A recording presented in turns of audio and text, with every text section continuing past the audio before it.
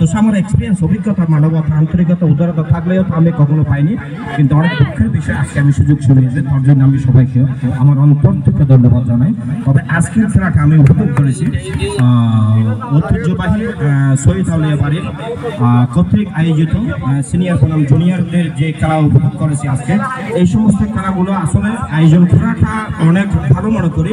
খেলার ধারাবাহিকতার মধ্যে মানুষের মন মানসিকতা পরিবর্তন হয়, খেলার ধারাবাহিকতার মধ্যে মানুষের মন মানসিকতা বিভিন্ন রকমের পবিত্রতা এবং চেঞ্জ হয়ে যায়। আর খেলাধুলা একটা এক্সারসাইজ, শিক্ষা দীক্ষা যেমন স্কুলের আমাদের জীবনের প্রয়োজন, খেলাধুলা এমন আমাদের আঙ্গাঙ্গিকভাবে জড়িত। সেই ক্ষেত্রে আমি আজকের আয়োজন যারা করেছে তাদেরকে আমি ধন্যবাদ জানাই।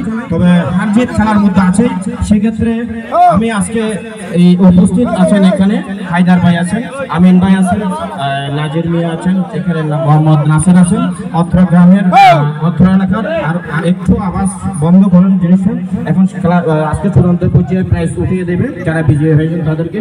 তবে সেই ক্ষেত্রে আজকের আয়োজনটা আমার চমৎকার লেগেছে। যারা খেলা খেলেছে তাদের প্রতি আমি ধন্যবাদ জানাই। সমন্বয়ে আন্তরিকতা রেখে খেলাধুলা একে মানুষের অবশ্যই প্রয়োজন, আমাদের জীবনের প্রয়োজন। মানুষের পুরুষদের জীবনের মধ্যে কে কখনো কোন জায়গায় প্রতিষ্ঠিত হতে পারে সে কখনো বলতে পারে, কোন অভ্যাসের উপর, কোন প্রফেশনালের উপর প্রতিষ্ঠিত হতে পারে, কোথায় গিয়ে প্রতিষ্ঠিত হতে পারে সে কখনো বলতে পারে না। কিন্তু এই জিনিসগুলো নাচ গান খেলাধুলা শিক্ষা দীক্ষার পাশে এগুলো সবকিছু মানুষের আঙ্গাঙ্গিকভাবে পরিচিত। তবে ধন্যবাদ আজকের আয়োজন যারা করেছে সবাইকে।